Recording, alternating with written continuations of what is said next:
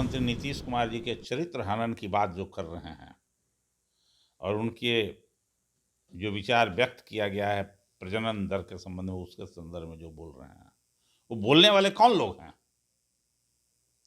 वो बोलने वाले तो नागपुर और बीजेपी के तोता लोग ना है भाई।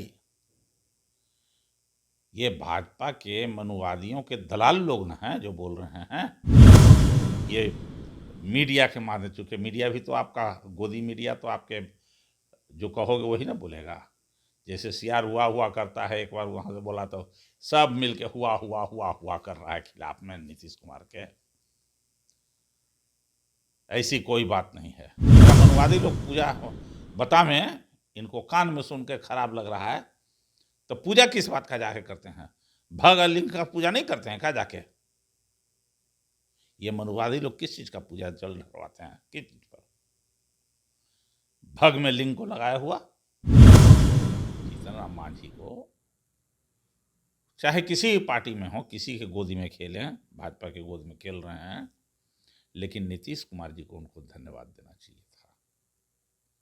अपने छाती पर हाथ धर के वो सोचें, दिल से पूछें, जिस दिन ओथ लिए थे उस दिन उनका मन क्या बोल रहा था, दिल क्या बोल रहा था। नीतीश कुमार जी ने कोई अपमानित करने का काम नहीं किया है। अगर नीतीश कुमार की जगह पर उसी हैसियत में, उसी रूप में जीतनराम मांझी होते तो क्या बोलते? नमस्कार, आप देख रहे हैं आरएडी न्यूज। मैं हूं योगेश चक्रवर्ती। बिहार विधानसभा के शीतकालीन सत्र में इतिहास रचा गया। न सिर्फ जातीय गणना की सामाजिक और आर्थिक रिपोर्ट पेश की गई, बल्कि आरक्षण का दायरा भी बढ़ाया गया। विधानसभा और विधान परिषद में इसे पेश किया गया, पेश ही नहीं किया गया, पास कराया गया। हालांकि इस दौरान विधानसभा में जमकर हंगामा हुआ। आरक्षण का दायरा बढ़ाए जाने का क्या कुछ प्रभाव पड़ेगा? क्या ये सचमुच एक ऐतिहासिक मामला है? इसी मसले पर हम बात करने आए हैं राष्ट्रीय जनता दल के राष्ट्रीय उपाध्यक्ष उदय नारायण चौधरी जी से, जो बिहार विधानसभा के पूर्व स्पीकर भी रह चुके हैं और इस वक्त हमारे साथ हैं। सर, जिस तरह से शीतकालीन सत्र में जातीय गणना की सामाजिक और आर्थिक रिपोर्ट पेश की गई, उसके साथ ही आरक्षण का दायरा बढ़ाया गया, तो आप इसे कैसे देखते हैं? क्या सचमुच एक सीएम नीतीश का, महागठबंधन सरकार का ऐतिहासिक कदम है? सबसे पहले मैं राज्य सरकार को, नीतीश कुमार जी को और तेजस्वी प्रसाद यादव जी को मैं धन्यवाद देता हूं। लेकिन उसके भी पहले ये जो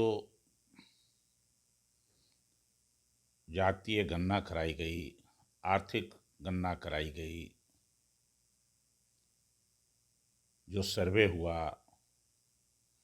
आरक्षण के सीमा को, दायरे को बढ़ाया गया, यह सब के पहले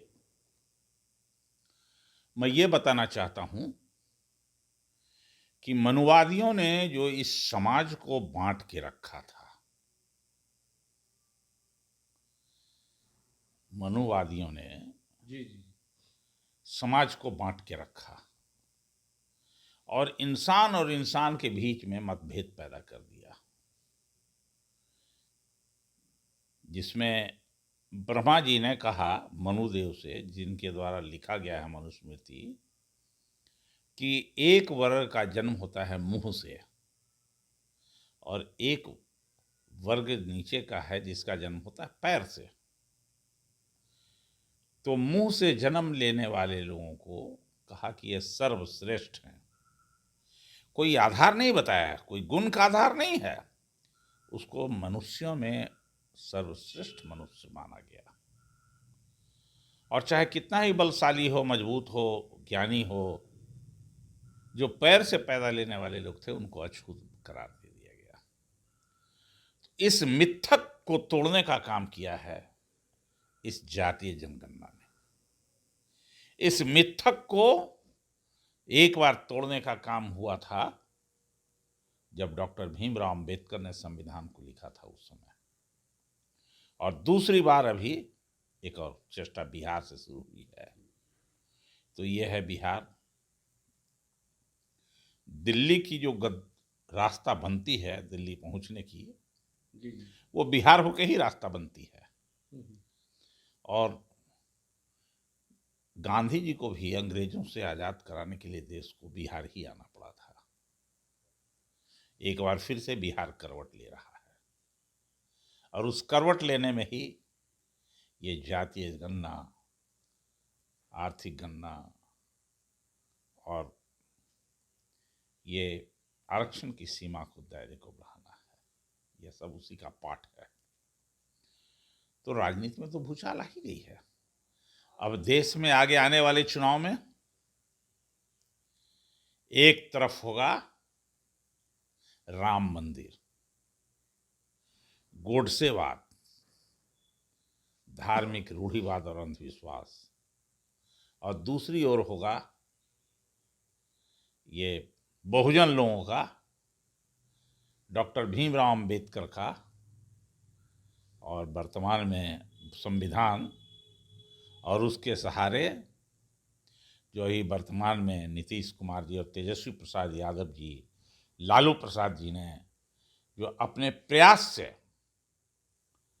लालू जी, तेजस्वी जी अपने कद को नीचे घटाते हुए जनहित में बहुजन लोगों के लिए कुर्बानी दे करके और जातीय गणना को कराया, आरक्षण की सीमा, दायरा को बढ़ाया। जी। इसके लिए मैं उनको पहले धन्यवाद देता हूं और बधाई देता हूं। लेकिन इससे बेचैनी है लोगों में, देश भर में बेचैनी है आज के तारीख में, और उस बेचैनी में शामिल हो गए हैं तथाकथित जो बहुजन के नेता हैं, वो भी शामिल हो गए हैं। जो बिहार के बहुजन के नेता हैं, हम बिहार पर इसको ज़्यादा लेते हैं। जी। जीतन राम मांझी जो पूर्व मुख्यमंत्री हैं बिहार के, उन्होंने कहा कि जातीय गणना, उसके बाद आरक्षण का दायरा बढ़ाया जाना, इससे जो दलित समुदाय है उसका कुछ कल्याण होने नहीं वाला। ये अपने कल्याण के, उन्होंने सदन में बयान दिया, ये अपने कल्याण के लिए कर रहे हैं, जब तक कि वो इम्प्लीमेंट नहीं होता है। इस पर मुख्यमंत्री उन पर भड़क भी गए थे। तो जीतन राम मांझी जी के बयान से आप कितने सहमत हैं? पहली बात, जीतन राम मांझी जी के प्रति मेरा सम्मान है। व्यक्तिगत तौर से मैं उनको प्रति सम्मान व्यक्त करता हूँ, लेकिन राजनीतिक तौर से जहां वो चले गए हैं, अंबेडकर के विरोधियों के गोद में जाके वो खेल रहे हैं। जीतन राम मांझी को जीतन राम मांझी कहलाने का अवसर किसने दिया? यह दिया है उनको सब भारत का संविधान। लेकिन आज इस संविधान के विरोध में भाजपा, आरएसएस के लोगों के गोद में वो खेल रहे हैं, और उसी खेल का नतीजा है कि ये जातीय गणना को कम तरी आंक करके बताने का कोशिश कर रहे हैं। शर्म आनी चाहिए लोगों को, जो लोग इसको कहते हैं कि कम और कमजोर है। शर्म इसलिए आनी चाहिए कि अगर ये आरक्षण नहीं रहता, जो संविधान में व्यवस्था किया डॉक्टर भीमराव अंबेडकर ने, तो जो आज एमएलए, मंत्री हैं, या बड़े अफसर हैं, या छोटे अफसर हैं, या काम करने वाले हैं, जिनको कुर्सी पर बैठने का मौका मिला शूद्रों को, वो मौका नहीं मिलने वाला था। ये मिला है तो उस संविधान से मिला है, और उसी संविधान में फिर से परिवर्तन करने के लिए, आरक्षण के दायरे को बढ़ाने के लिए ये तेजस्वी प्रसाद यादव जी, नीतीश कुमार जी और लालू यादव जी ने इसको आगे बढ़ाने का काम किया है। उनको तो धन्यवाद देना चाहिए, नीतीश कुमार जी को, जीतन राम मांझी को। चाहे किसी भी पार्टी में हो, किसी के गोदी में खेलें, भाजपा के गोद में खेल रहे हैं, लेकिन नीतीश कुमार जी को उनको धन्यवाद देना चाहिए था। अपने छाती पर हाथ धर के वो सोचें, दिल से पूछें, जिस दिन ओथ लिए थे उस दिन उनका मन क्या बोल रहा था, दिल क्या बोल रहा था। और नीतीश कुमार के बारे में जो बोल रहे हैं, टीका टिप्पणी कर रहे हैं, और कोई बोलता तो ठीक था, लेकिन जीतराम मांझी के मुंह से ये शोभा नहीं देता है। और अगर गलत है, फायदा नहीं होने वाला है इससे, इस आरक्षण से, तो जिनसे जा रहे हैं रोज दिन मिलने के लिए दिल्ली में, चप्पल जूता बहरे खोल के जाते हैं कमरे में, जी। उनसे जाके करवा लें ठीक, क्या नहीं करवा लेते हैं। इस आरक्षण से दिल्ली की हुकूमत हिल गई है। उनको अंधेरा, आंख के सामने अंधेरा लग रहा है। जी, दिल्ली की हुकूमत हिल गई है सर, लेकिन जो है सीएम नीतीश कुमार पर बड़ा आरोप लग रहा है कि उन्होंने एक दलित नेता को सदन में अपमानित करने का काम किया, फटकारा लगाने का काम किया। मैंने कई लोगों से बात की है, कई लोग कह रहे हैं कि सीएम के पास कोई दूसरा उपाय नहीं था इसके अलावा। तो आप कैसे देखते हैं, क्या सचमुच सीएम नीतीश जीतन राम मांझी जी को अपमानित करने का काम किया? जी, नीतीश कुमार जी ने कोई अपमानित करने का काम नहीं किया है।